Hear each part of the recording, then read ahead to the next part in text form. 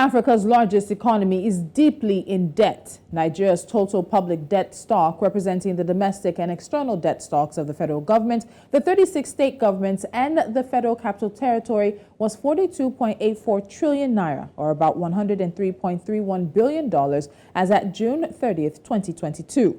While there is a disagreement as to whether Nigeria has a debt-to-revenue problem or a debt-to-GDP problem, what everyone can agree on is that Nigeria's debt situation has hit crisis level for a country of some 200 million people. But Nigeria now seems ready to tackle its debts. Nigeria's Minister of Finance, Budget and National Planning, Zainab Ahmed, says the country is now in talks with the World Bank and the International Monetary Fund to restructure the country's debt. When President Buhari presented his last budget recently, there was a record 10.78 trillion naira deficit, more than the 7.35 trillion naira in 2022, and above the mark prescribed by the Fiscal Responsibility Act. Joining me now for this conversation is Muktar Mohammed. He's the CEO of Asher Dynamic Solutions. Muktar, welcome to Business Edge again. Thank you for joining me. It's a pleasure. Good morning. So it seems to be sort of a confusing situation here that Nigeria has. The minister has maintained that while the country has a revenue problem, there is not yet a debt problem, that we're still within the band of the central bank. So do you think that starting some kind of debt restructuring talks with the IMF and the World Bank could be an indication that this is really more than a revenue problem? You just need to look at the budget, and you know that it's more than a revenue problem. If you look at the budget, total revenue that is due Nigeria is 1.6 trillion. Total debt is 1.94 trillion. So definitely what it means is that we are borrowing about 308 billion to pay back debt, not even. So definitely, like you said in your introduction, I think maybe for the first time, we're in a crisis level, and the ministers are beginning to look at how to address that. We are definitely in a crisis level when it comes to debt, because like I just said, when you look at the recurrent expense, capital project in this year budget could only get 734 billion for capital project, and it is through capital project you can be able to grow the economy and have and create jobs. So definitely you could see the reason why the job market in Nigeria is in its highest in terms of employment ability. We have more Nigerians that are not employed, especially the youth bracket. So it's a big challenge, but I think the good news is that they are beginning to look at how to restructure it. And you mustn't forget that the World Bank said that even in that report where they say whether they would look at if Nigeria is due for debt restructuring, then Nigeria also have to come out with their clean debt profile. If you look at domestic debt, which has from 2014 till now, has gone up by almost 7,000%. And that alone is huge. You are not even including the CBN debt or borrowing to the federal government, which about 17.1 trillion. That has not been included through the ways and means that it's CBN used to borrow the federal government. We've not included that in our domestic debt profile. And so definitely there is a big challenge that the government will need to address now, and now is the time to address those debt profile before the incoming administration, so that you give them a true profile of what the current situation is, whether it is the ruling party that comes back to power or the opposition parties. So this is an interesting situation Nigeria is in. So earlier this year, debt servicing overtook the revenues that were coming in. We've also seen a situation where the country has survived 2 recessions in the past 8 years, also seen the COVID-19 pandemic and now the Russia-Ukraine crisis. People think it's just stop taking loans so you don't have more debt. But isn't there actually economic justification for the debt that Nigeria has been taking on? Is it about how we're taking on the loans, or the fact that there is not enough revenue? There are not adequate enough plans for Nigeria to repay what it's being taken. Is there justification for Nigeria's increasing debt profile? I think the problem with Nigerian debt profile is when you look at 2015, when this administration came to power, when they were collecting debt, I was one of those advocating that they are borrowing it rightly because it is tied to Pacific project, which is, for me, it's fantastic. But I think we went way off mark. At a point, we were just borrowing for any project. We're not looking inwardly or being innovative. We're not looking at our revenue. Remember that this government is the government that has received more revenue, either through the tax by taxing, or also by oil price. It came in when oil price was at the lowest at about $30 per barrel. There have been years when oil prices have gone up to about $110 per barrel. So they are the ones that have benefited more in terms of oil price. But definitely the greatest challenge that this government have asked and still gobbling with has to be the fuel subsidy, especially when the crude oil went up. So definitely the challenge they have is initially, when crude price was down, revenue was coming in. We didn't have it. That's when they say revenue to GDP. Remember, the people like us started shouting when we realized that it's not the GDP that it used to pay. At the time, we were saying it were good. It was when that we're looking at our revenue could also take care of our debt, and we're looking at this project, the long-lasting implication of these projects that they were borrowing for. Remember, they were borrowing for the rail project, they were borrowing for power. So we saw that as critical infrastructure that we needed to get back on stream to grow the economy. So, but after some time, we saw a trend whereby for every available project, the government just rushed to borrow. So definitely that's when we started saying, look, we need to look at our revenue. And at that time, crude price was still low. And again, subsidy was not very high. So immediately crude price started going up. Remember that we are not refining petroleum product. Yes. So we started having those challenges. And that's why we started shouting, look at our revenue to our debt now. It's getting high, it's getting high, it's getting high. And that is why we got to this stage that we are now. So definitely, initially, it was very right. And again, you mustn't forget at that time there was a point where we're doing 1.8 million barrels per day for crude oil. But now, as it stands, I mean, since the beginning of this year, for the past 8 months, you must know that NNPC have not remitted a single kobo into the Federation account. You must also know that we have not been able to meet our open quota of just 1.6 million barrels per day. We are doing 934 barrels per day, 934,000 barrels per day. So definitely that is where the challenges started coming in. We were not getting more revenue due to oil theft and also subsidy.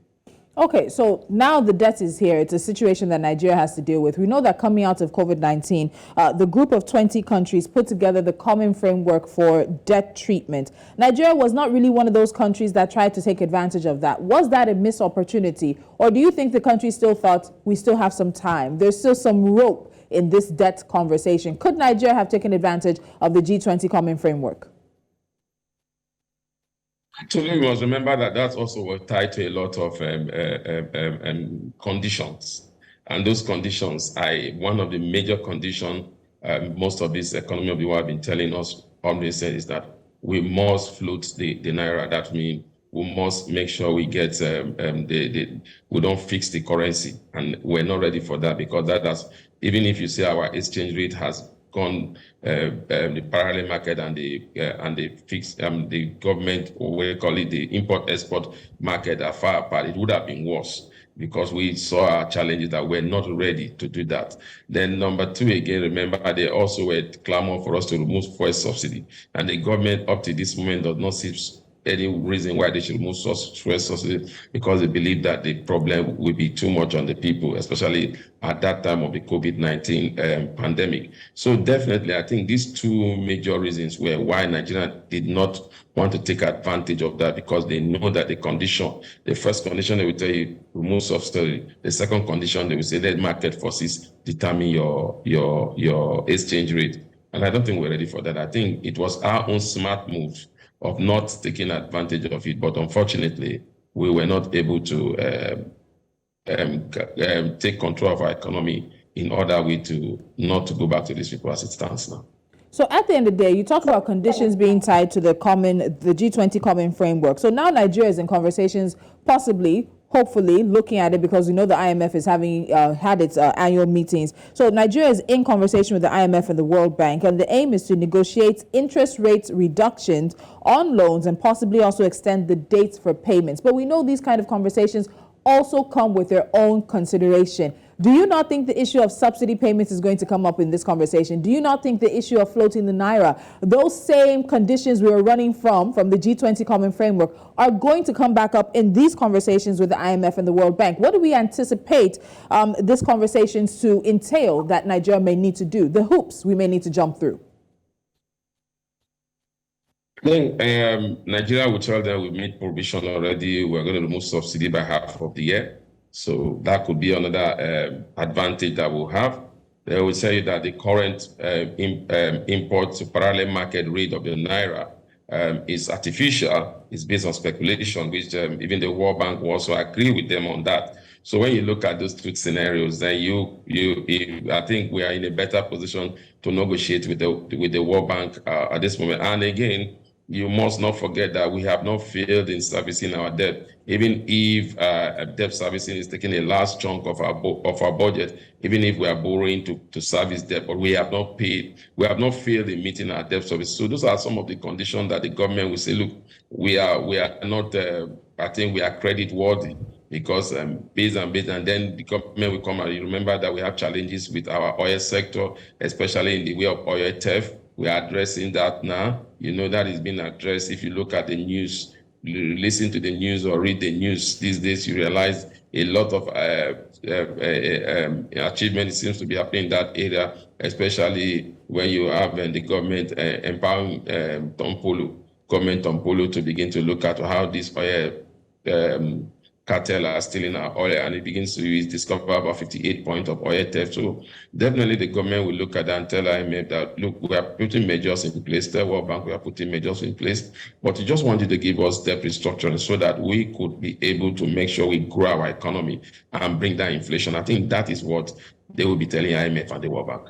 So it's interesting in this conversation, the focus tends to be on the total debt stock, which is of the Federal Capital Territory, the 36 states and the federal government. But let's look at the states quite quickly. For a number of years now, there have been conversations about the viability, the financial viability of Nigerian states. And new data coming out, Lagos again is leading in internally generated revenue.